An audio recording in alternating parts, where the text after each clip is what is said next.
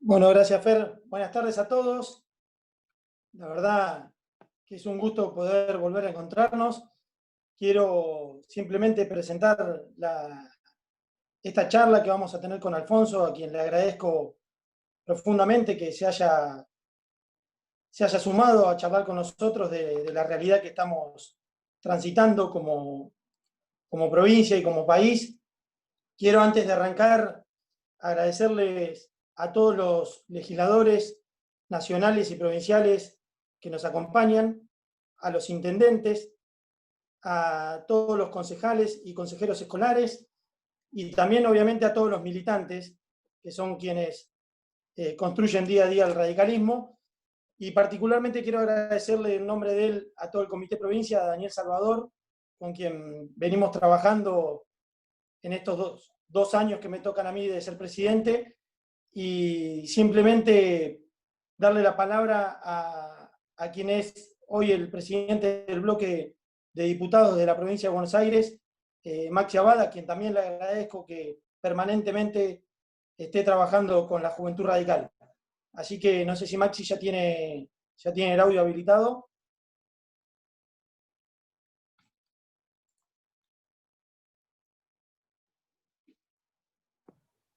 Ahí estamos. Muchas gracias, Martín, y en nombre tuyo, la Juventud Radical de toda la provincia. Muchas gracias, Alfonso, por participar de esta convocatoria. Y muchas gracias a todos los señores y a todas las señoras. Brandoni nos dijo que no teníamos que hablar más de todos y todas, sino de señores y señoras, así que lo incorporé. Por estar en esta sala, por acercarse a participar de esta charla que para mí es determinante en un contexto de crisis sanitaria, pero fundamentalmente de crisis económica y social. Si nos guiamos por las declaraciones del gobierno y las acciones del gobierno, llegamos a una conclusión, desde mi perspectiva, absolutamente inequívoca. Para el gobierno la economía es mala palabra. Y ese es el resultado de una falsa dicotomía, de una dicotomía falsa, como queramos poner las palabras, y el orden de las palabras no altera el producto, que planteó el presidente en marzo, cuando pidió separar lo que es inseparable, diciéndole a los argentinos que no era momento de pensar en cómo llegar a fin de mes. Y todos recordamos ese marzo y todos recordamos las declaraciones de Alberto Fernández.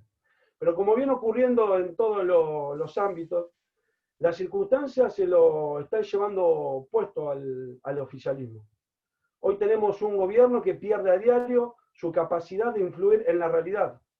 Ni hablar de su capacidad para crear estímulos en la inversión o para crear estímulos para invertir, de dotar de confianza y estabilidad a un escenario absolutamente volátil, a un escenario absolutamente incierto.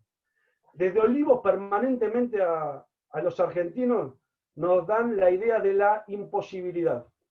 Y detrás de ese juego perverso está el rasgo autoritario del gobierno, que se ve con claridad, pero también vemos una desorientación muy grande.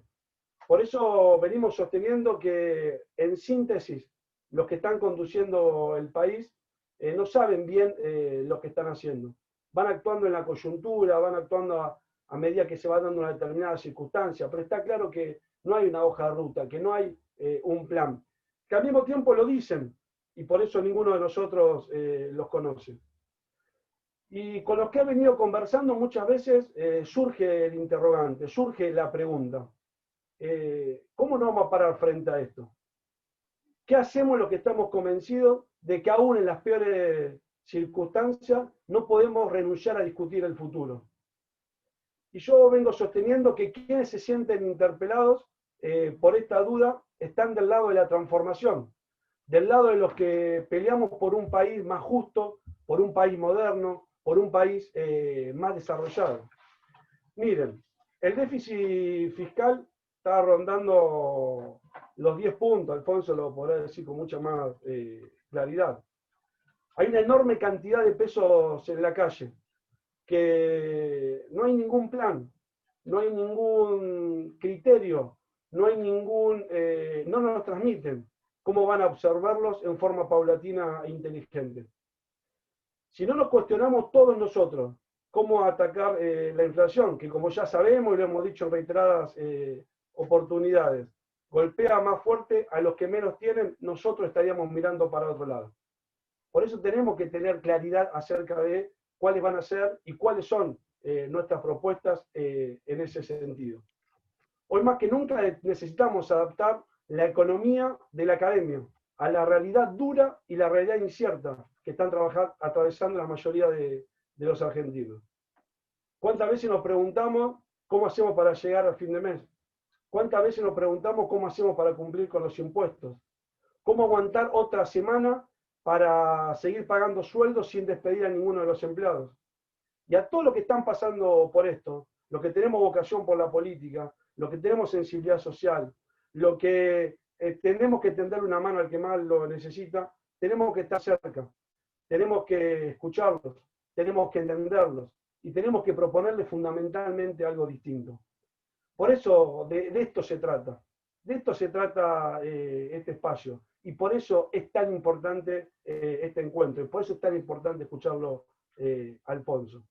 Miren, es imposible sacar adelante la Argentina sin un sector privado pujante, innovador, que agregue valor, que invierta. Lo venimos diciendo, lo venimos sosteniendo y esa es la fórmula. Ahora, no, ¿cómo van a, yo digo, cómo van a incentivar a empresarios y emprendedores, los especialistas en ponerle palo en la rueda a los que se la juegan por el país? Esa es una pregunta que nos hacemos todos los días. ¿Cómo van a transmitir confianza un gobierno que burocratiza a niveles insospechados, a niveles inverosímiles, la SAS, que es un instrumento reconocido en todo el mundo como la figura más adecuada para las pymes? Y esta es una pregunta que nos hacemos cuando charlamos con las pymes, con los empresarios, con los emprendedores. Es una pregunta que surge recurrentemente. ¿Cómo vamos a generar certidumbre? Los que un día te dicen que no tienen ninguna intención de quedarse con las empresas y al otro día anuncian la expropiación de una cerealera como fue Vicentín con el cuento de la soberanía alimentaria.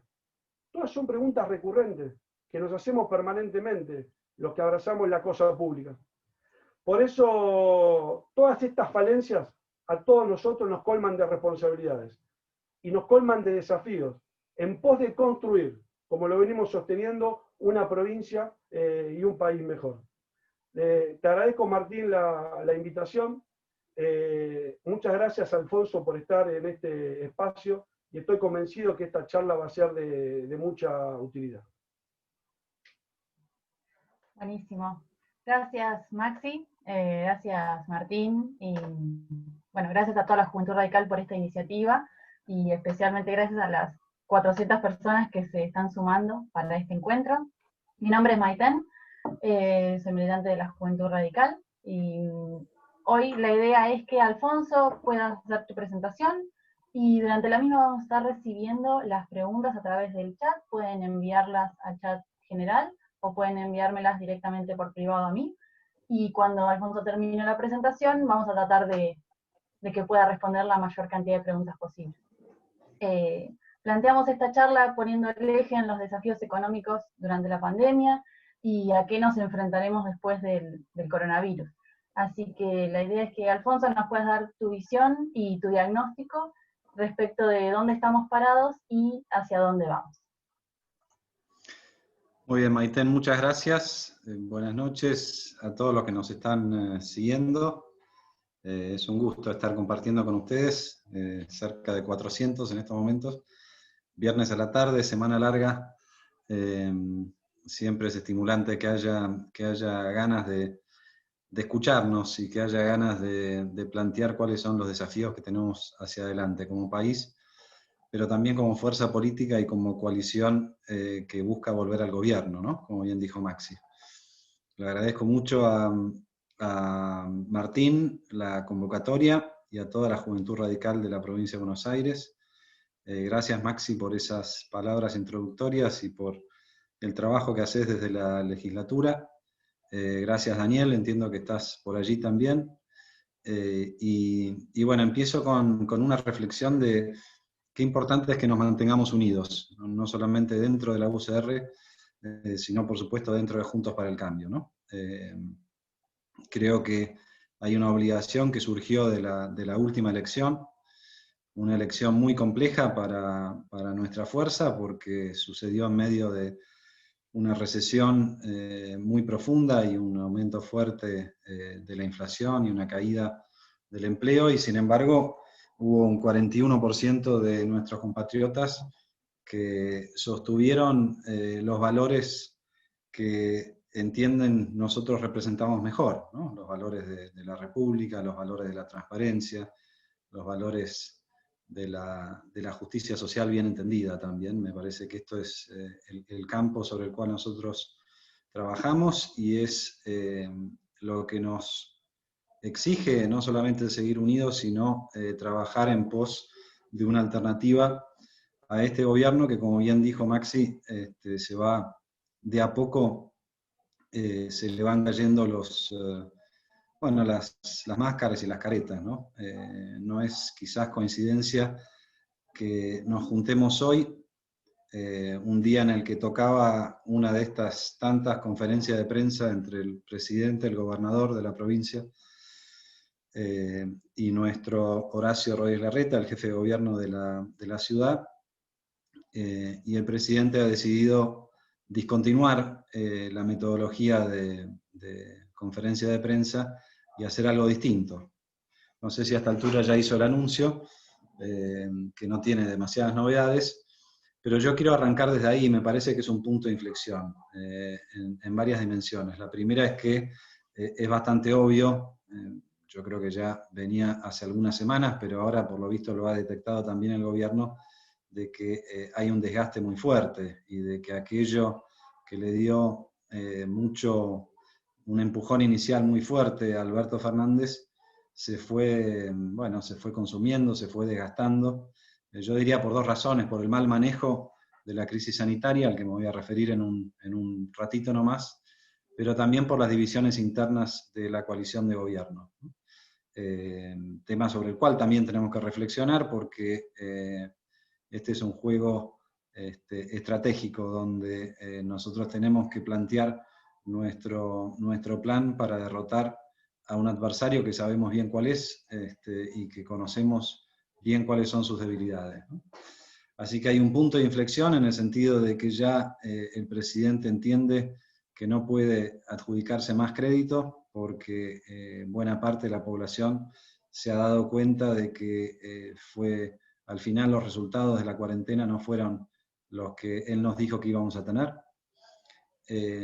Y la otra cuestión es que es bastante obvio que la ciudad de Buenos Aires ha tenido un manejo muchísimo más transparente, muchísimo más ejecutivo, muchísimo más veraz, muchísimo más racional, muchísimo más humano, como lo hemos visto en las últimas decisiones, en particular la de ayer, la de la legislatura de la ciudad, aprobando una ley para acompañar hasta el final los familiares a quienes están atravesando la peor parte del coronavirus, ¿no? Entonces, ya son demasiadas las diferencias, son demasiadas las distancias, y me parece que el presidente también eligió el camino de no mostrarse con el que hasta ahora ha hecho mejor las cosas, que es Horacio Rodríguez Larreta, ¿no? Fíjense la paradoja y la coincidencia, no tenemos los datos todavía del día de hoy, pero simplemente imaginando que no son muy distintos de los datos que tuvimos ayer, y me refiero a los datos sanitarios, hoy estamos alcanzando en cantidad de contagiados por millón de habitantes al ejemplo del que siempre se mofó el presidente Alberto Fernández, que es Suecia. Nosotros estamos alcanzando la misma cantidad de contagiados por millón de habitantes, alrededor de 8.500 por millón de habitantes, y lo hacemos sin ninguna garantía todavía de que estemos pegando la vuelta, de que estemos llegando al pico, ¿no? Ustedes habrán visto que los mal llamados expertos, los epidemiólogos, ya ni siquiera hacen un pronóstico de si estamos lejos o cerca del pico. Me parece que fueron de a poco tirando la toalla y reconociendo que, bueno, lo que tendrían que haber reconocido desde el primer momento, que no son expertos, ¿no? Pero cuando vemos, y no son expertos no porque no conozcan de su ciencia, sino porque no conocen del virus. El problema es la incertidumbre que provoca el virus. Que nadie me entienda mal en esto, no estoy faltando el respeto a nadie. Lo que digo es que el problema es cuando nos manejamos o cuando un gobierno se maneja frente a la incertidumbre haciendo de cuenta de que no existe la incertidumbre y que conoce todos los resortes de aquel problema que intenta atender, ¿no? Y todo lo que hemos tenido alguna responsabilidad en la función pública, en la función ejecutiva, sabemos que esa situación prácticamente no existe. No hay ninguna materia en la que no reine la incertidumbre por encima de las certezas al momento de tomar decisiones, ¿no? Creo que este gobierno ha sido poco humilde en ese sentido, creo que ha buscado el consejo que mejor le caía para la decisión que pensaba tomar. Yo lo he dicho muchas veces, yo creo que Alberto Fernández se enamoró de la cuarentena, y ahora, como todo amor de verano, se está desenamorando porque se da cuenta que no cumplió con lo que había dicho. Piensen que en los 10.000 casos de ayer, de vuelta si los dividimos por millón, que es la manera de comparar con otros países, nosotros ya estamos en 200 nuevos casos diarios por cada millón de habitantes.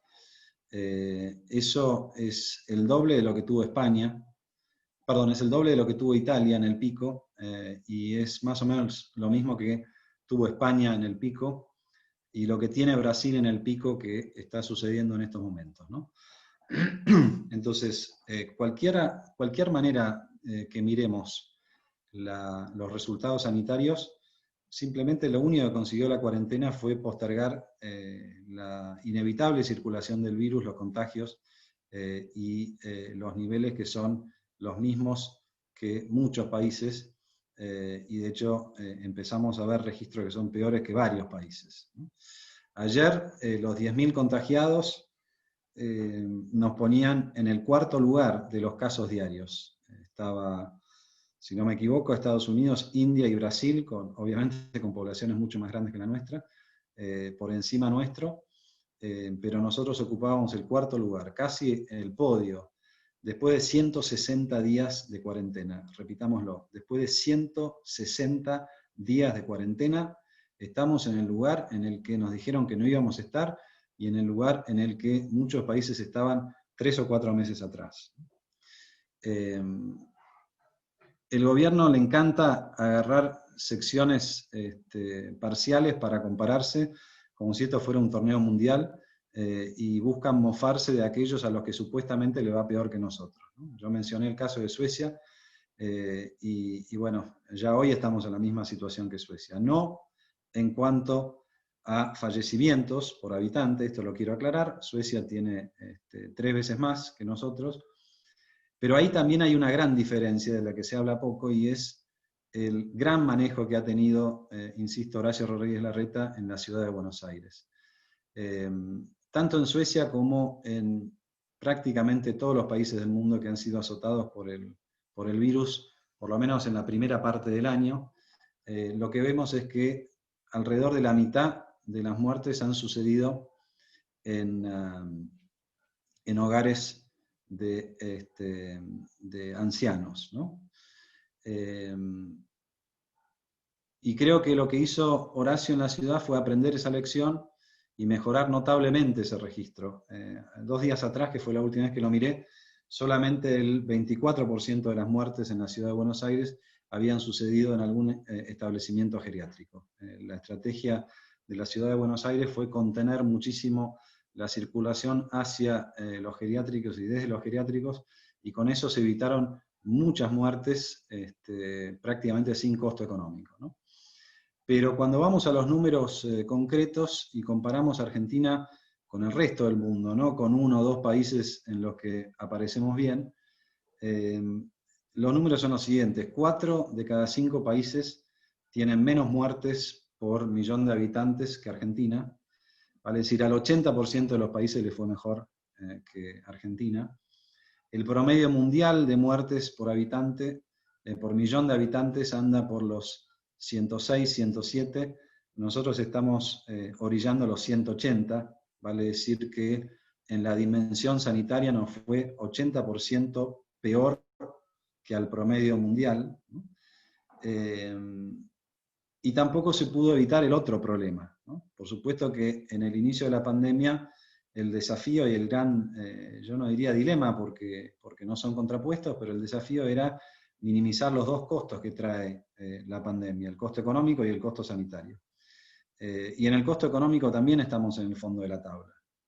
Al 90% de los países para los que tenemos información completa en la primera mitad del año, le fue mejor que Argentina en términos de actividad económica. Y lo repito de otra manera para que se entienda bien. La caída en la actividad económica de Argentina en los primeros 6 meses del año es más grande que en el 90% de los países del mundo. Entonces, ¿cómo iba a ser hoy Alberto Fernández para seguir con esta historia y con este verso y con este relato épico de que nos va bárbaro y nos va mejor que a esos 3 o 4 países con los que se quiere comparar cada vez que muestra cuadros y que en general generan un conflicto cada vez que lo hace? No, no lo podía hacer más. No lo podía hacer más porque creo que, más allá de que estos son los números, la población, los argentinos, sienten y se dan cuenta de que, a pesar de que él decía que nos cuidaba, en la práctica los resultados, tanto sanitarios como económicos, han sido desastrosos, en comparación con cualquier país que nos querramos comparar.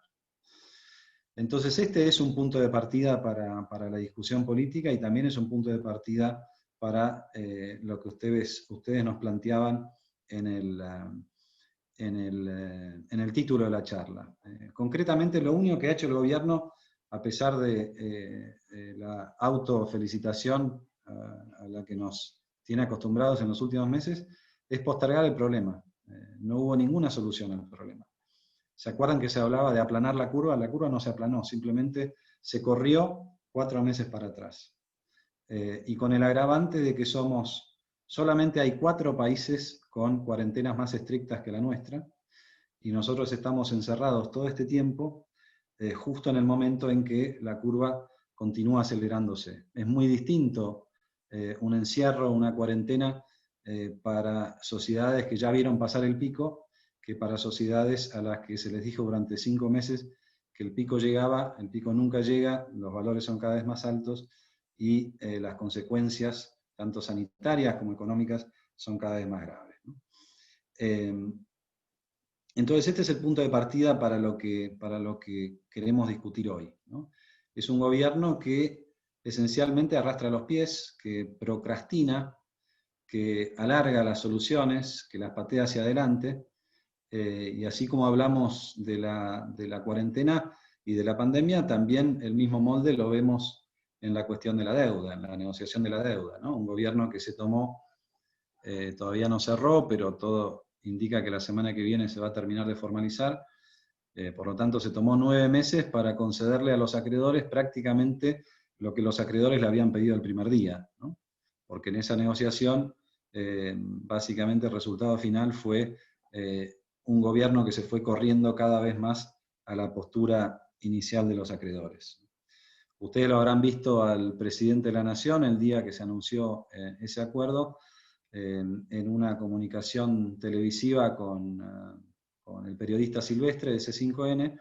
Él le explicaba cómo los grandes logros de la negociación, y al momento de explicar tuvo que doblar el papel que le había dado el ministro para que no se notara que los ahorros de los primeros años hay que pagarlos uno detrás de otro en los 8 años subsiguientes, ¿no? Entonces, esta también es una primera reflexión, ¿no? Vienen con la épica de la negociación de la deuda y lo único que hicieron fue bajar un poco la cuenta de intereses y postergar los pagos, pero no ha habido quita de capital, no ha habido extensión de plazos, y los valores incluso son menos felices y menos satisfactorios que, ya que estamos en plan de compararnos con otros, la reestructuración de la deuda de Ecuador, ¿no? Y esto por supuesto que plantea un desafío muy grande hacia adelante, porque lo único que ha logrado hacer el gobierno es limpiar una parte de los pagos que estaban concentrados en los primeros años, pero esos pagos se los pasan a a las próximas administraciones, ¿no? Y como dije antes, como no hay una quita en el capital, me parece que nos da para la reflexión. Ustedes saben que durante la campaña el actual gobierno, cuando estaba en campaña, y en los primeros meses también antes de la pandemia, venían con el latiguillo de la deuda obscena del gobierno anterior, la deuda impagable. Bueno, si esa deuda hubiese sido obscena e impagable, seguramente la hubieran negociado con una quita fuerte, ¿no? El problema no era el tamaño de la deuda, el problema era simplemente que el país había perdido el crédito y que algunos vencimientos estaban muy concentrados en el corto plazo. Ahora, si el gobierno que vino machacando que la deuda era impagable, nos comunica de un modo épico la reestructuración sin quita, me parece que no hacen falta más pruebas, ¿no? Es bastante clara la situación en ese sentido.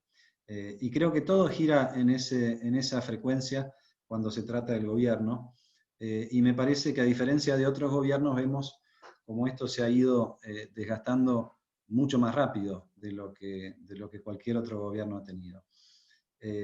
Para hablar de variables que están más cerca de nuestro corazón y son variables más importantes que las financieras, todo indica que cuando se publiquen los números de pobreza de la primera mitad del año, el valor va a estar cerca del 40%, posiblemente incluso arriba del 40% las mejores estimaciones. Vale decir que esto mostraría el peor arranque de un gobierno, de un presidente elegido en las urnas desde el retorno de la democracia, en términos de el aumento de la pobreza. Y por supuesto que en estos 6 o en estos 8 meses, la pobreza aumentó más que durante toda la gestión de los 4 años de Cambiemos. Esto lo quiero reforzar y lo quiero enfatizar y subrayar por los comentarios tan desdichados del presidente de la semana pasada, ¿no? Donde nos quería hacer creer que estos números del desastre económico actual son peores que los números de la segunda mitad de la gestión anterior, ¿no? Y también ahí hay una reflexión para hacer, porque el oficialismo se monta sobre los últimos 2 años de la gestión anterior para no tener que reconocer que en los primeros 2 años las cosas estaban suficientemente bien encaminadas como para que a Cambiemos le fuera excelentemente bien en las elecciones del 2007. Claro, Cristina no quiere recordar que en esas elecciones perdió contra Esteban Bullrich, ¿no?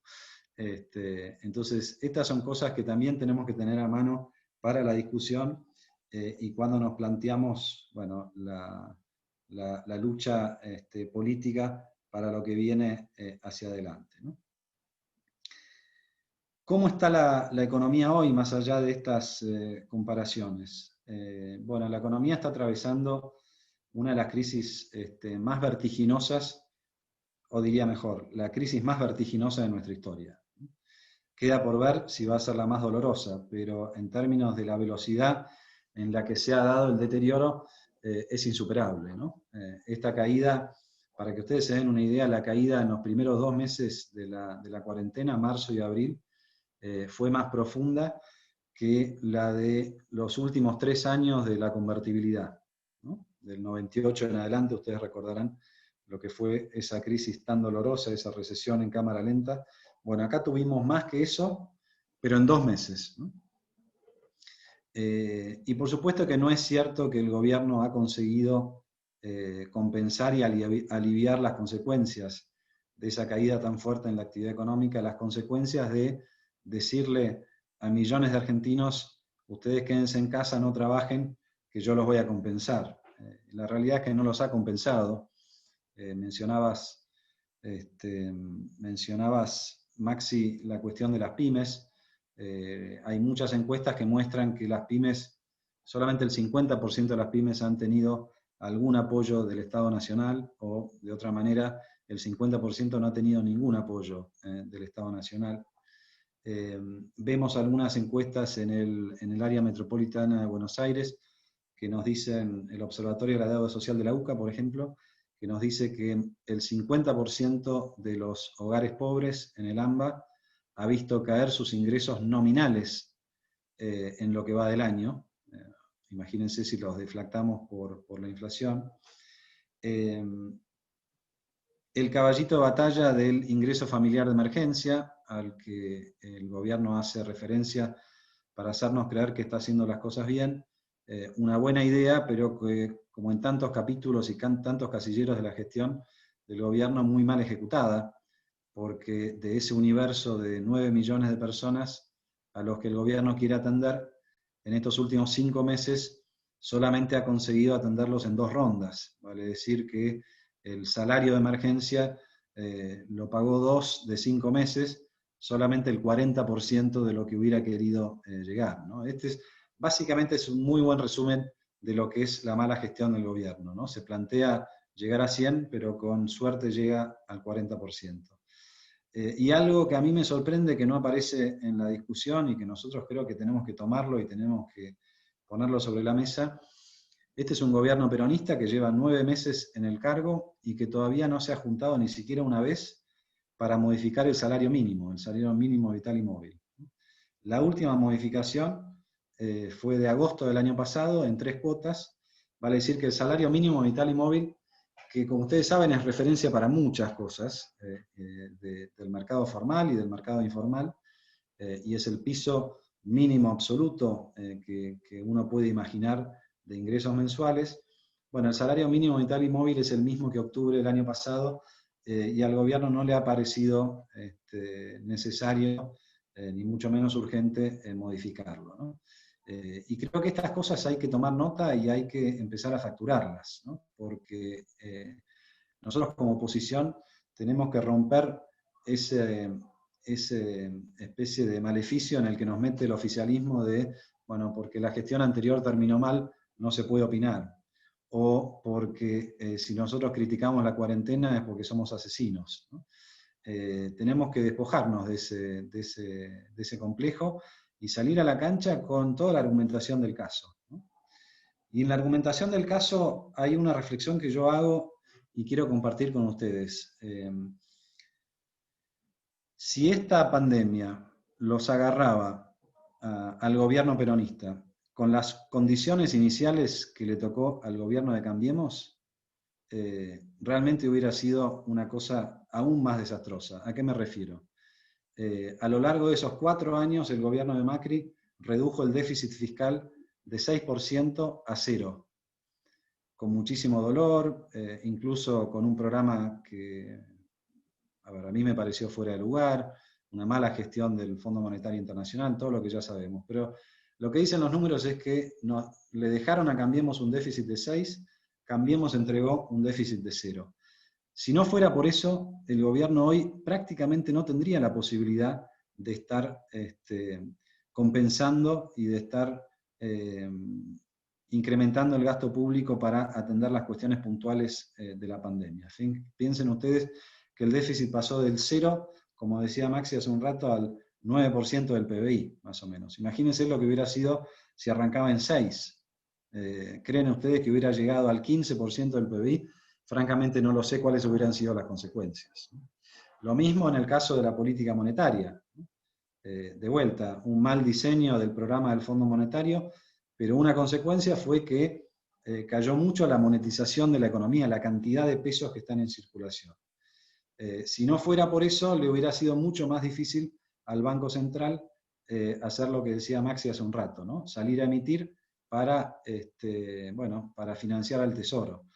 Distinto hubiera sido si al inicio de la gestión le hubiera pasado frente de todos lo que nos pasó a nosotros cuando asumimos, que había pesos de sobra y que había pesos incluso comprometidos y que había muchísima dificultad porque en ese momento había que hacer frente no solamente a salarios, sino también a jubilaciones, y nosotros no teníamos los recursos para hacerlo, ¿no? Lo mismo podríamos decir de la política cambiaria, ¿no? En el 2015 nos entregaron un tipo de cambio tremendamente atrasado, un cepo muy, muy complejo, como ustedes saben, y ahora ellos por lo menos recibieron un tipo de cambio más alto, que les permitió, entre otras cosas, avanzar con cuestiones que nosotros no hubiéramos hecho, como las retenciones, y eso les permitió tener algún recurso para manejarse en en esta circunstancia tan particular, ¿no? Pero bueno, la pregunta es cómo sigue la cuestión. Quiero hacer 3 o 4 reflexiones y después, Maiten, si te parece, abrir a las preguntas, que entiendo que hay muchas, y algunas de las cosas que no digo me las guardo para decirlas en la etapa de las preguntas y respuestas.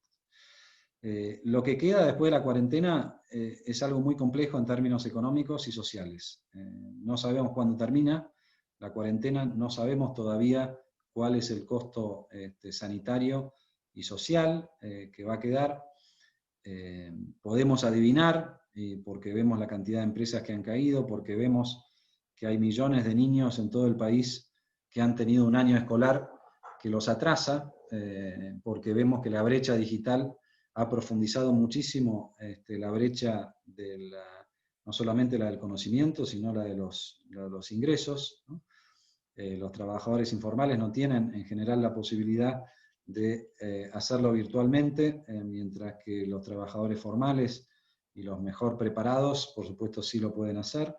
Entonces vamos a quedar con un déficit fiscal prácticamente récord, con un exceso de billetes en circulación también pocas veces visto, con diferencias muy grandes en el impacto de la crisis según se sea pobre o se sea más acomodado, niveles de pobreza que seguramente se van a acercar al 50%, un tipo de cambio muy atrasado, como lo vemos todos los días en la evolución de las reservas del Banco Central, que sigue perdiendo reservas, y lo que hasta ahora ha mostrado el gobierno frente a esta crisis económico y social prácticamente inédita, incluso para nuestros estándares de Argentina, es un equipo muy disperso en varios ministerios, con poca entidad política y técnica,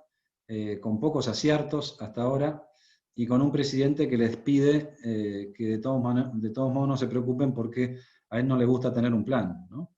A él le gusta tener objetivos. Bueno, objetivos sin un plan son puro voluntarismo, ¿no? La manera de llevar los objetivos a la práctica es proponerse los distintos pasos a lo largo de los cuales vamos a llegar a ese plan. Y ese programa, en cualquiera de sus versiones, es algo que hoy está necesitando la economía argentina, porque en el marco de esta incertidumbre es muy difícil que un emprendedor se anime a invertir si no sabe lo que va a pasar. Es muy difícil que un ahorrista confíe en el peso si no sabe qué va a pasar con todos esos pesos que están dando vuelta.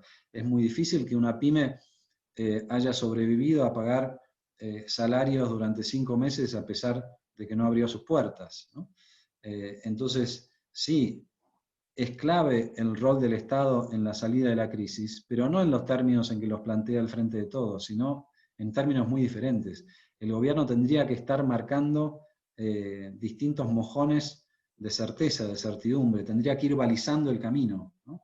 Este es el camino que vamos a tomar, de esta manera vamos a salir, ¿no? Y la verdad que no ha hecho nada de eso, lo único que hizo en esa dirección fue patear los vencimientos de la deuda 8 años hacia adelante, ¿no? Entonces ahí viene la cuestión de cómo nos posicionamos nosotros en esta coyuntura. Y antes de reflexionar acerca de nosotros, permítame una reflexión acerca de la coalición de gobierno. Ya dije bastante acerca del Poder Ejecutivo. Yo hago esta distinción. Yo lo veo al gobierno hibernando y a Cristina Fernández de Kirchner ejecutando un plan meticuloso sobre el cual viene trabajando hace tiempo. No es el plan de la presidencia de Alberto Fernández, es el plan del anexo de la presidencia de Cristina Fernández de Kirchner entre el 2007 y el 2015. Ella está trabajando para salvar a su gestión, no está trabajando ni para salvar a Argentina, ni para ayudar al presidente a resolver los problemas tan acuciantes que tiene Argentina.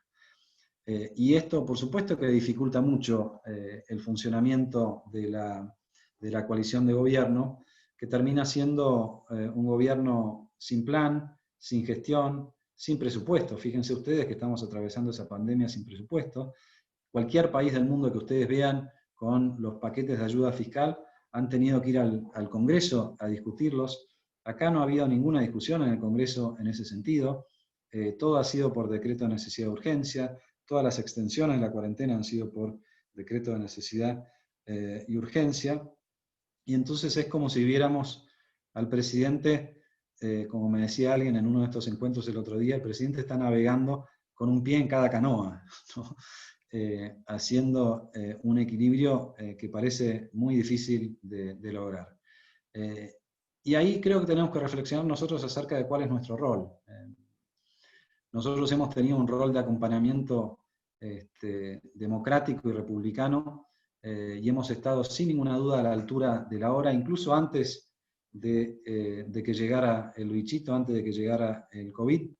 En el Congreso hubo un apoyo masivo a otorgarle al Gobierno Nacional todas las herramientas para poner en orden las cuestiones que estaban en desorden, como por ejemplo la negociación de la deuda, como por ejemplo algunos de los nuevos impuestos que llevó a la práctica, y no tuvo oposición por el lado de nuestro grupo político.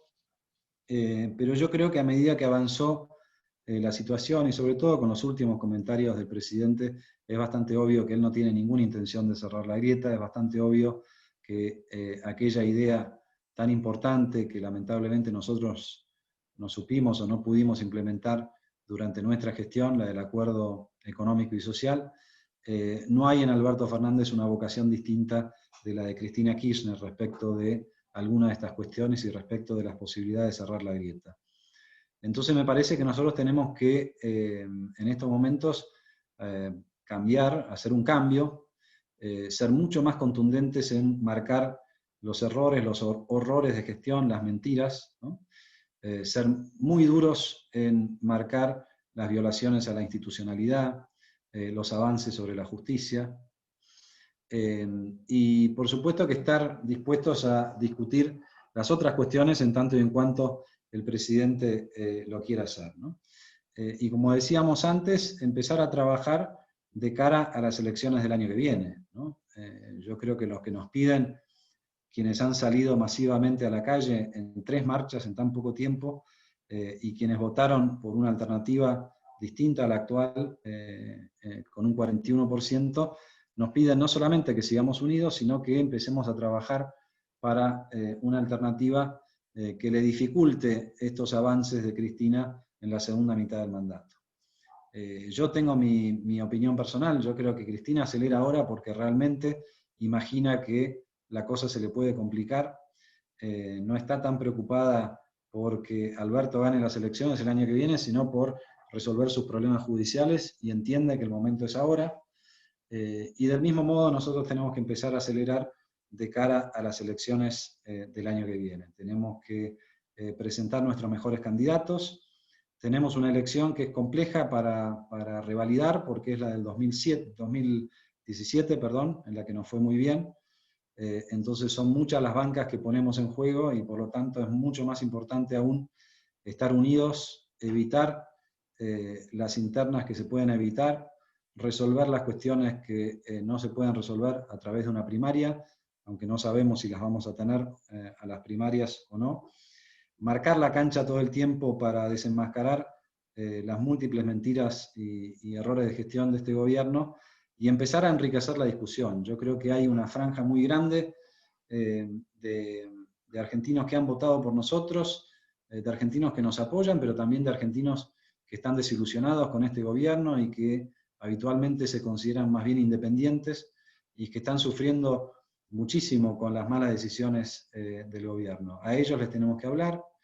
Me parece que es un momento para colocarnos en el centro, no solamente de la discusión, sino también en el centro ideológico, que es donde más chances tenemos de juntar voluntades, y desde ahí empezar a complicarle la cuestión política al gobierno con argumentación, con verdad, con transparencia, con los mejores valores que podamos aportar, y que es lo que está esperando una buena parte de la población para recuperar la esperanza. Yo creo que quizás el daño mayor que le ha hecho el gobierno con esta cuarentena a nuestra sociedad es que nos ha robado el futuro, ¿no? No existe la dimensión del futuro. Estamos todos atrapados, no solamente encerrados espacialmente, sino también encerrados temporalmente en esta incertidumbre de no saber lo que va a suceder el día de mañana, ¿no? y por supuesto que si no hay futuro no hay inversión, si no hay inversión no hay proyectos, no hay posibilidad de imaginar una recuperación de la economía, ¿no?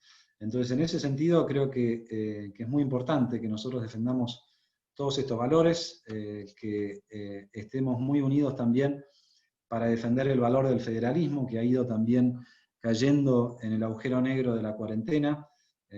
Maxi mencionaba la emisión de esos pesos el gobierno no los coparticipa, lógicamente, se los guarda.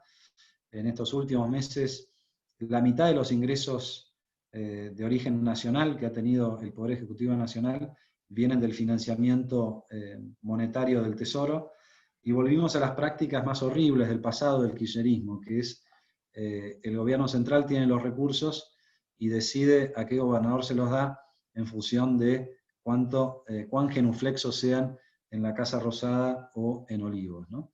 Y por eso tenemos que acompañar muchísimo a nuestros gobernadores que están atravesando momentos delicados de financiamiento. Estoy hablando en particular de la provincia de Jujuy y de Mendoza, pero también de Corrientes, para darle fuerzas de que podamos dar la discusión sin que eso implique el desfinanciamiento de los gobernadores radicales y de Cambiemos que están en estos momentos con la responsabilidad de gestionar. Entonces, es muy grande la agenda, es inmenso el desafío de toda la dirigencia política, el de la oposición en particular es muy importante también. Ustedes saben que hay algunos analistas que miran la decadencia de Argentina y el fracaso de los últimos 60 años con una visión distinta. La visión de la culpa no es exclusivamente del que le tocó gobernar, sino que muchas veces la culpa estaba más en la ausencia de oposición, o una oposición muy débil, o una oposición simplemente que ponía palos en la rueda, ¿no?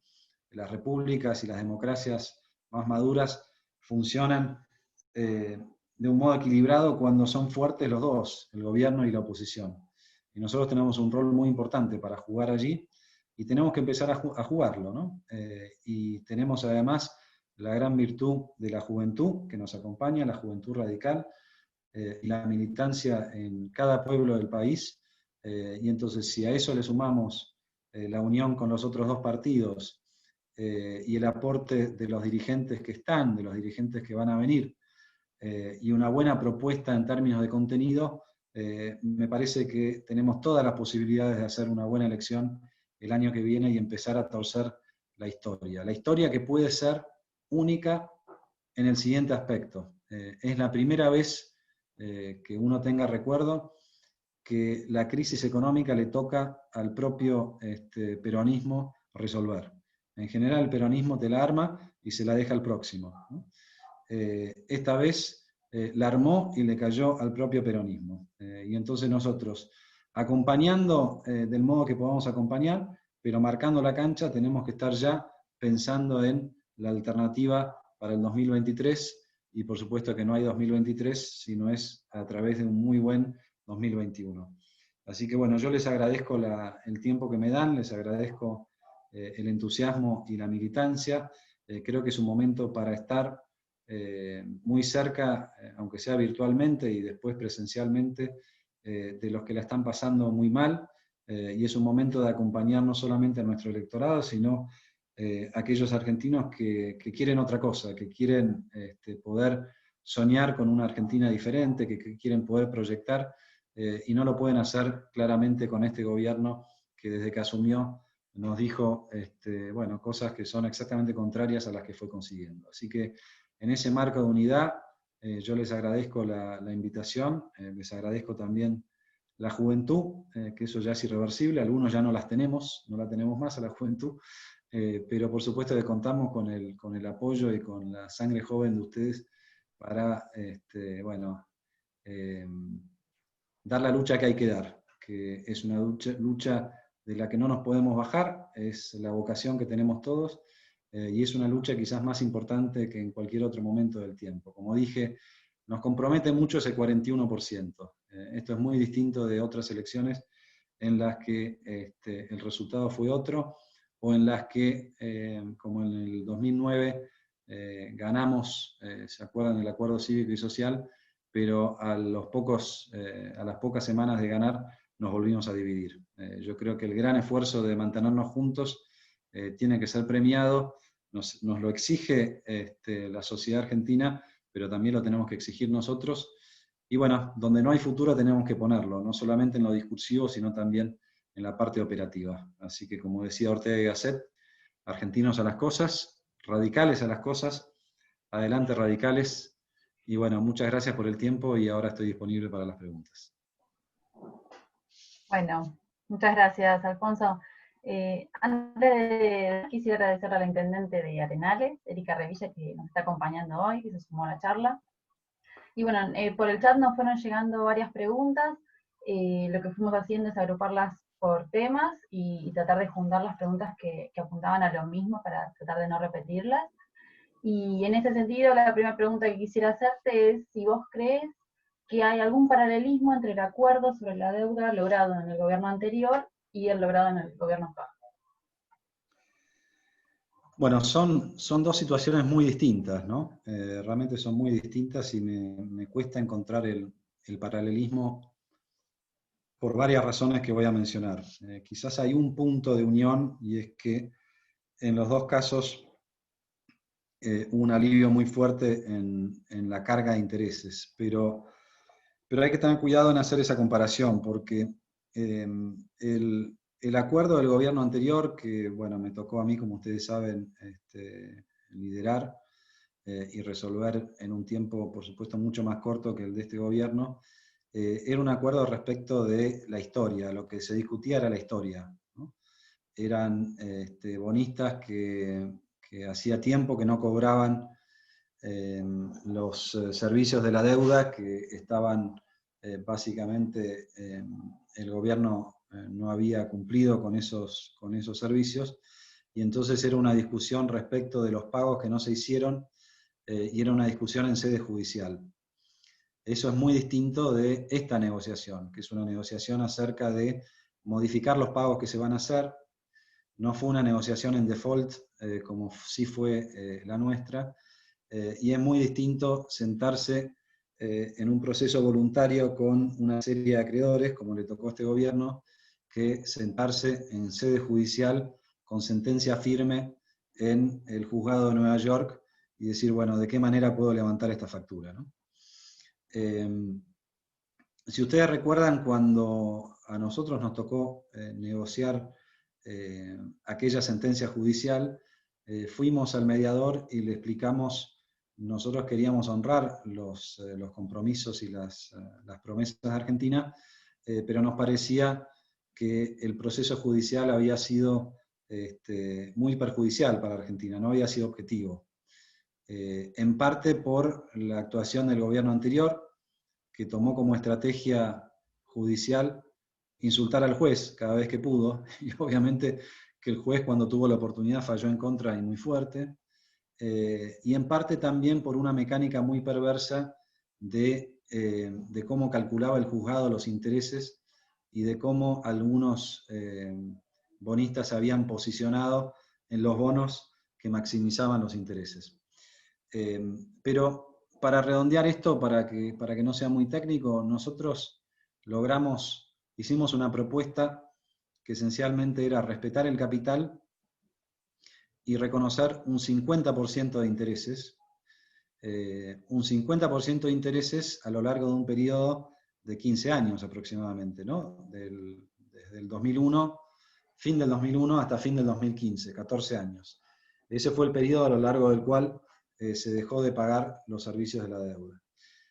Y si nosotros transformamos ese 50% y lo dividimos por los 14 años, ¿no?, nos da una tasa anual cercana al 3%, que es exactamente lo que los bonistas que litigaron en Nueva York hubieran obtenido si en vez de comprar un bono de Argentina hubiesen comprado un bono del Tesoro de los Estados Unidos.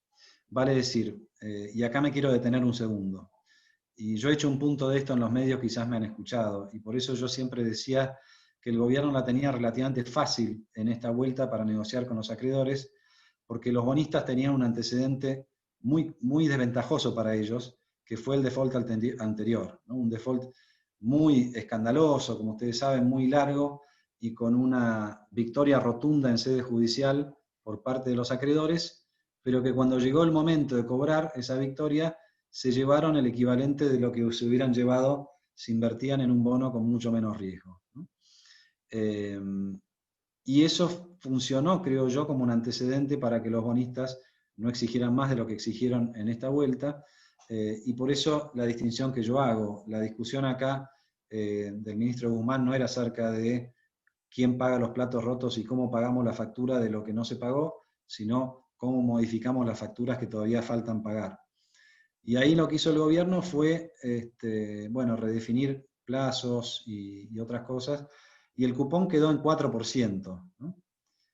Ahora fíjense qué distinto es esto, porque cuando nosotros miramos para atrás, el tratamiento que le dimos al litigio fue, bueno, yo te pago lo mismo que hubieras tenido, que hubieras recibido si tenías un bono del Tesoro de los Estados Unidos. Hoy un bono del Tesoro de los Estados Unidos rinde menos del 1%. Y el gobierno argentino está ofreciendo 4% hacia adelante. Vale decir, tampoco es épica la quita de los intereses como nos quieren hacer creer, ¿no? Y tampoco era tan complicado sentarse a negociar con una serie de señores que tenían como antecedente un litigio largo del cual no habían salido tan bien parados, ¿no? Esto es algo que nunca nos van a agradecer, por supuesto, del gobierno, pero yo no tengo ninguna duda de que ese antecedente, y acá está el punto de contacto entre las dos negociaciones, la negociación de Guzmán hubiera sido muchísimo más complicada si no hubiera existido ese antecedente nuestro de cómo salimos del default anterior. Y agrego algo más. Muchos de los bonos que estaban renegociándose esta vez por este gobierno tenían cláusulas durísimas, que fueron las cláusulas que elegimos nosotros al emitir los primeros bonos. Esas cláusulas que se llamaron anti-buitre, y en un momento de la negociación llegamos a la paradoja en la que los bonistas pedían las cláusulas K, las cláusulas de los bonos de Néstor Kirchner y de Labaña, del 2005, y el gobierno acá les imponía las cláusulas Macri, digamos, ¿no? Una paradoja extraordinaria que también tiene que ver con bueno, lo que fue en aquel momento la salida del default a tasas de interés mucho más bajas, ¿no? Redondeo con esto. Ustedes saben que la unidad de medida que se utilizó para comparar las distintas propuestas fue el valor presente neto a una tasa de descuento del 10%, ¿no? Nosotros cuando salimos justo antes del default, cuando colocamos los bonos para poder pagarle a los bonistas con una quita del 30% de la sentencia, los bonos que colocamos en el mercado salieron con una tasa de descuento del 7%, ¿no? O sea que hasta en lo aspiracional, cuando Guzmán dice, bueno, la tasa de equilibrio es del 10%, está peor parado que lo que hicimos nosotros al salir de aquel default. ¿Y por qué es así? Porque hay una gran diferencia entre aquel inicio y este inicio, y es la credibilidad o la falta de credibilidad de este gobierno, ¿no? Nosotros la tuvimos al principio y después se fue perdiendo, digamos las cosas como son, sobre todo en la segunda mitad del mandato. Este gobierno no la tuvo y no hizo nada por recuperarla, y por eso vuelvo al punto anterior. Simplemente postergando los pagos hacia adelante no mejora las perspectivas de Argentina en lo financiero, y plantea el desafío muy grande de las próximas administraciones, ¿no?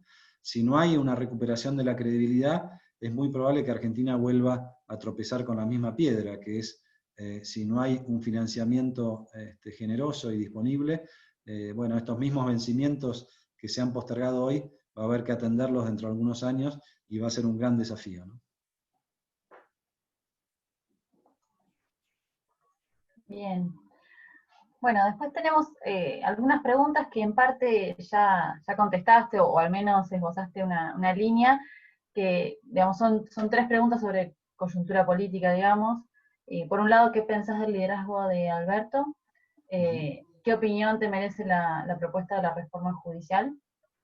Y cómo ves el rol de la oposición hoy, ¿cuál crees que es el desafío, los desafíos del radicalismo hacia el 2023? Bueno, esta tercera creo que ya la traté bastante sobre el final de mi introducción, ¿no? Me parece que Sí, sí. yo creo que tenemos que acompañar a la salida de Argentina, pero evitando ser demasiado condescendiente con el gobierno, ¿no? Me parece que pasó la etapa de acompañar de una manera, yo diría, reflexiva, a un acompañamiento más crítico, ¿no? Y a no dejar pasar ninguna de las barbaridades en las que habitualmente nos quiere llevar el presidente y algunos de los que lo acompañan, ¿no? Me parece que el desafío muy importante son las elecciones del año que viene. Creo que es muy importante que nosotros lleguemos unidos allí. Tenemos que evitar en la medida de lo posible discusiones en torno de candidaturas que nos puedan dividir en todos los distritos, ¿no? Tenemos que tener propuestas concretas. Tenemos que estar dispuestos a un diálogo político si eventualmente el presidente intentara hacer algo distinto de lo que le propone Cristina Fernández de Kirchner. Ustedes saben que el peor escenario para Cristina Fernández de Kirchner es un acuerdo económico y social, porque si se cierra la grieta, cae violentamente el precio de sus acciones, ¿no?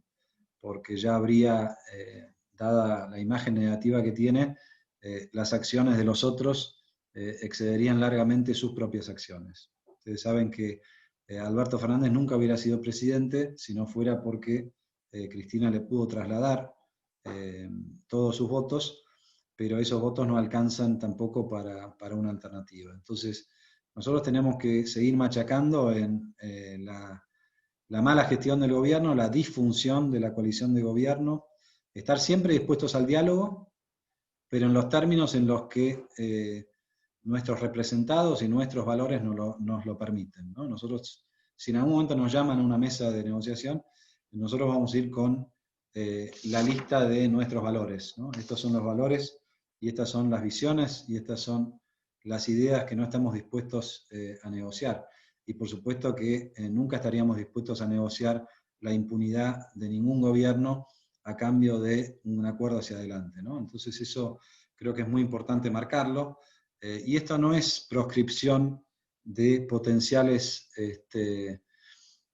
dirigentes políticos con los que queremos dialogar, ¿no? Son condiciones previas y la verdad que la impunidad no se negocia, no se concede y tampoco se concede la invasión y el allanamiento del Poder Judicial como lo está intentando hacer el gobierno en estos momentos.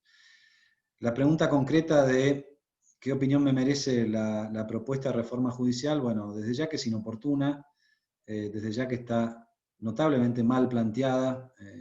Si Alberto Fernández realmente quisiera mejorar la justicia, estoy seguro que no lo hubiera planteado en estos términos, ¿no? Abriendo la discusión en torno del número de los miembros de la Corte después de que dijo todo lo contrario durante tanto tiempo, ¿no? Incorporando al abogado defensor de Cristina en la comisión. Me parece que en lo gestual es tan obsceno que es difícil después poder prestarle atención a lo concreto y al contenido, ¿no? Por lo gestual y por el timing o por la oportunidad en la que se presenta esto, ¿no? Cuando las urgencias de la gran mayoría de los argentinos pasan por cuidar a los enfermos y por llegar con lo poco que tienen a fin de mes, resulta que tenemos a todo el Congreso funcionando en torno de si le cumplimos o no el deseo a una persona que es Cristina Fernández de Kirchner. Y en ese sentido me parece que ha sido muy buena la respuesta de Juntos por el Cambio de oponerse siquiera a la discusión en estos momentos. Por supuesto que el gobierno ha logrado ayer en el Senado lo que siempre hace, ¿no? Le otorgó algunos puestos del nuevo sector judicial a algunas provincias y con eso fue comprando algunas voluntades. Me parece que es muy importante que nosotros planteemos esto, a pesar de que en la reforma hay algunas cosas ventajosas, sobre todo en el fuero de la Ciudad de Buenos Aires, que se avanza finalmente en cumplir con la ley Cafiero. Yo creo que la postura de Horacio es la que hay que apoyar, y no es momento para discutir esto, no lo podemos hacer en apuro, no lo podemos hacer en medio de la pandemia, todos los gobiernos han tenido ideas de cómo mejorar la justicia. Este es uno de los temas que si avanzamos, tendríamos que avanzar con un gran acuerdo. No puede ser que semejante reforma de la justicia se logre con un voto de diferencia, con 2 votos de diferencia, ¿no? Y me parece que el mundo entero nos está mirando en ese sentido. Nadie pone en duda el mal desempeño de la justicia de los últimos años, de los últimos 50 años, y nadie duda desde lo económico que uno de los grandes obstáculos para el desarrollo en Argentina es precisamente este funcionamiento tan arbitrario y tan influenciado por la política que tiene la justicia, ¿no? Esta cosa tan argentina de el gobierno que viene hace todo lo contrario del gobierno anterior, es una de las dimensiones de nuestro atraso y de nuestro estancamiento, y por supuesto que el Poder Judicial se monta sobre eso también, ¿no? Los gobiernos que se van son susceptibles de ser enjuiciados, los gobiernos que están no los molestamos, por lo menos hasta que no pierdan los votos, ¿no? Y eso por supuesto que hay que cambiarlo, hay que cambiar en particular la estructura de Comodoro Pi y el fuero federal, y tantas cosas que, bueno, yo lo pude vivir en carne propia con un juicio que le hice a Echegaray y que cambió prácticamente de un día para el otro, un par de semanas antes de la PASO del año pasado, cuando los jueces empezaron a olfatear por dónde venían los resultados, ¿no? Entonces, no hay ninguna duda de que hay mucho por hacer en términos de reforma judicial, pero no es la oportunidad, no es el modo, no es lo gestual, y tampoco creo que el contenido sea específicamente lo que hoy necesita Argentina, ¿no? Me parece que el contenido está orientado específicamente en lo que se refiere a Comodoro Pi, a que este gobierno pueda nombrar jueces subrogantes durante un periodo previo de 1 año y medio, y es justamente lo que necesitan para que vayan cayendo las causas, incluso las causas que tienen suficiente evidencia, como lo hemos visto, para que ya más de uno tendría que estar dando explicaciones y tendría que estar justificando su accionar, ¿no?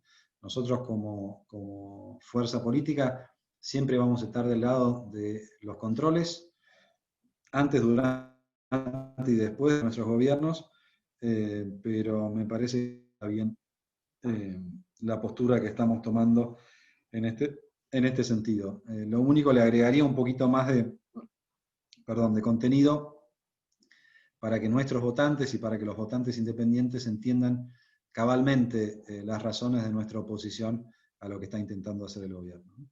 Y respecto al liderazgo, Alberto, que me preguntabas, bueno, algo ya hablamos, ¿no?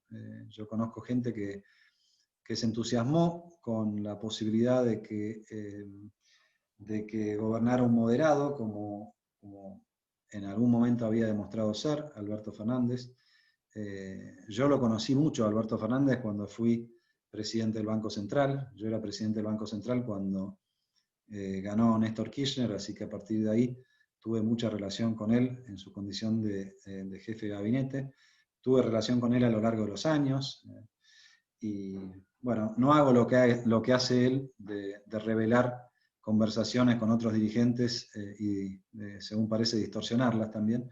Así que no voy a explicar más que eso, pero sí creo que alguno se pudo confiar en que el dirigente Alberto Fernández iba a poder hacer cosas diferentes, pero yo nunca me entusiasmé con eso, porque lo que vi con mucha claridad es que Alberto Fernández esencialmente traicionó sus convicciones para ser presidente de la Nación, ¿no? Y en ese origen creo que están muy bien documentados, o está el ADN de muchos de los problemas de gestión que siguieron hacia adelante, ¿no? Es bastante obvio que la agenda no la marca él, sino que la marca Cristina Fernández de Kirchner.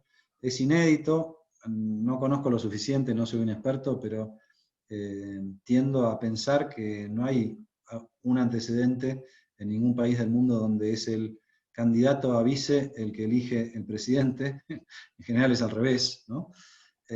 Y me parece que hasta que Alberto no muestre lo contrario, todo indica de que, bueno, el liderazgo no es de él, sino de ella, ¿no? Y eso también lo tenemos que tener muy claro nosotros al momento de posicionarnos, ¿no? Porque puede ocurrir que algún dirigente que tenga trato anterior con Alberto Fernández se confunda y que Alberto Fernández lo convoque y que lo intente seducir al diálogo. Es muy importante que nosotros tengamos una postura institucional en ese sentido. Nosotros vamos a dialogar, pero dialogamos como una coalición opositora, como una fuerza política, no dialogamos como dirigentes individuales en función de la historia que atravesamos juntos. Nuestra responsabilidad es otra en estos momentos, y me parece que eso tenemos que recordarlo y tenemos que enmarcarlo muy fuerte, porque a veces es tentador la alfombra roja, pero bueno, como lo hemos visto en el pasado, yo mencioné la cuestión del acuerdo cívico y social en el 2009, cuando Aníbal Fernández convocó a la oposición que acababa de ganar las elecciones, y recordemos en la provincia de Buenos Aires cómo era la boleta del oficialismo, ¿no? La boleta del oficialismo era Néstor Kirchner, Daniel Scioli y Sergio Massa. Y a esa boleta le ganamos, ¿no? El acuerdo cívico y social. Vale decir, recordemos esas cosas para no olvidarnos que tenemos que tener la mente bien alta y que tenemos que tener la esperanza de que desde nuestras conductas, desde nuestras convicciones, desde nuestras propuestas y desde nuestra energía, podemos hacer el aporte para que Argentina vuelva a salir, ¿no? El liderazgo de Alberto Fernández no es el liderazgo de un presidente. Bueno, eso le exige a la oposición otro comportamiento, pero un comportamiento no menos importante que en el caso de que si Alberto fuera efectivamente el líder de su coalición de gobierno. Excelente. Bien, y una última pregunta. Suponiendo que en el 2023 volvemos a gobernar la nación, ¿cuáles crees vos que son los 3 temas o las 3 políticas centrales que se deben encarar para salir de los fracasos recurrentes? Me parece que hay que recuperar la vocación de diálogo y hay que recuperar la política. Yo he sido muy crítico y por lo tanto lo puedo repetir. Cuando yo asumí mi gestión como el primer ministro de Hacienda y Finanzas de Cambiemos, tenía el compromiso del presidente de que él iba a convocar un gran acuerdo económico y social. Eso después no se cumplió, un mal cálculo político, una mala decisión política, y creo que en ese origen podemos encontrar muchos de los problemas que fueron madurando y que hicieron eclosión a partir del 2018, ¿no? Entonces lo que aprendemos de aquella etapa es que la política es muy importante y que no se reemplaza con gestión, que el diálogo es esencial. Pensemos que antes de que llegara la pandemia a Argentina, hacia fines del año pasado, nosotros teníamos el mismo nivel de ingresos que a fines del 2009, vale decir, 10 años de estancamiento, ¿no? Y en esos 10 años gobernados por 2 signos políticos muy distintos, ¿no? 6 años de Cristina, 4 años de Mauricio Macri, políticas muy diferentes. Me parece que el hilo conductor de ese fracaso, seguro hay que buscarlo en la falta de diálogo, en la grieta, ¿no? Una grieta que, si tenemos que buscar el inicio de esa grieta, yo siempre digo esto, creo que empezó con el voto no positivo de Julio Cobos, ¿no? El gobierno del kirchnerismo había intentado esa concertación.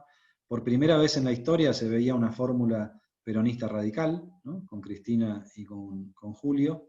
Pero claro, la 125 desenmascaró, así como el manejo de la cuarentena y algunas cuestiones que ya mencionamos, desenmascaró las intenciones de Alberto Fernández.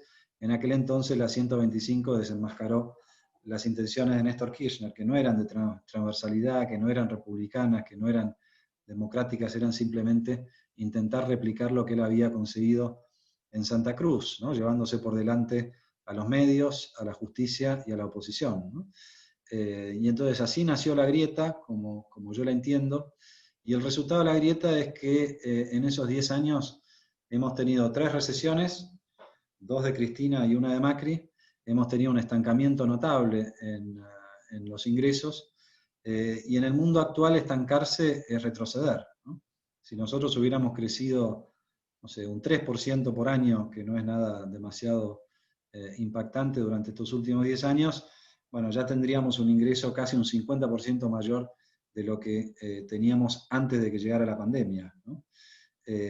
Y con ese ingreso seguramente tendríamos condiciones sociales muy distintas. Bueno, no solamente nos perdimos ese 50%, sino que además le agregamos el 25% adicional de la caída durante la cuarentena. Entonces creo que hay que trabajar mucho eso.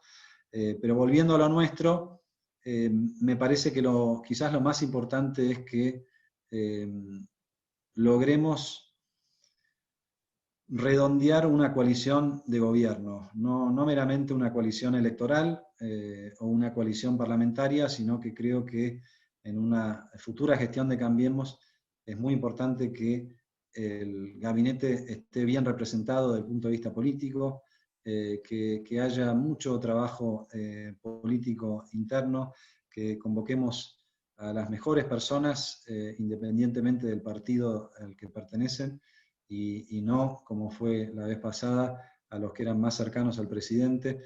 A esto me refiero cuando digo más política, ¿no? Y de cara a la sociedad, por supuesto, reconocer errores, plantear una visión de futuro y plantear un programa de desarrollo. Creo que lo más convocante que puede ofrecer hoy una fuerza política es invitar a los argentinos a subirse al tren del desarrollo. Esto que no sucede, me parece a mí, desde Frondizi, es una asignatura pendiente de todos los gobiernos, y en vez de estar en la chiquita de lo que va a pasar el año que viene cuando yo asuma, estar en la grande de lo que va a pasar dentro de 20 años cuando tu hijo le toque ir a la universidad, ¿no? Y me parece que esa es un poco la discusión que tenemos que hacer nosotros. Tenemos que salirnos del corto plazo y lanzarnos hacia el futuro y hacia el mediano plazo, sin desatender los problemas muy urgentes que va a dejar este gobierno, por supuesto, pero sin perder tampoco esa dimensión de futuro que al final es lo que, digamos, nos entusiasma como dirigentes y como sociedad, ¿no? Son muchos años de frustraciones, son muchos los argentinos que hoy se preguntan el para qué, ¿no? Y son muchos los argentinos que se están yendo también, entre los que se pueden ir, por supuesto. Son muchos los que no tienen esa posibilidad. Bueno, nosotros tenemos que volver a tocar esa cuerda, y para tocar esa cuerda tenemos que agregar contenido, gestión, política y visión. Muchas de estas cosas faltaron en la primera experiencia de Cambiemos. Clarísimo, Alfonso. Muchísimas gracias por tu tiempo, por tomarte esta tarde para charlar con nosotros. Y bueno, para finalizar le paso la palabra al presidente de la Juventud Radical, a Martín. Ya te habilité el audio, creo. Ahí estoy, May. Buenísimo. Bueno, no, simplemente para cerrar, la verdad, Alfonso, una claridad muy buena, que nos deja muchas reflexiones y que creo que son importantes para, como vos marcaste, construir una alternativa.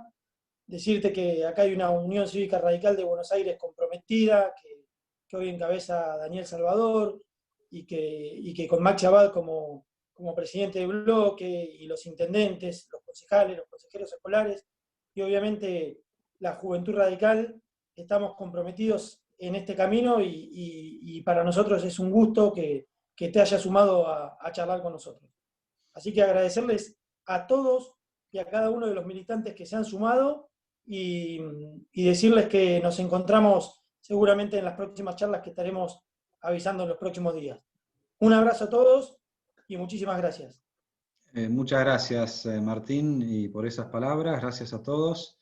Y bueno, el camino de la Juventud Radical y el camino del Partido Centenario es mi camino, así que cuenten conmigo para transitarlo juntos y para volver a recuperar la dignidad y la esperanza. Así que en esa estamos todos juntos.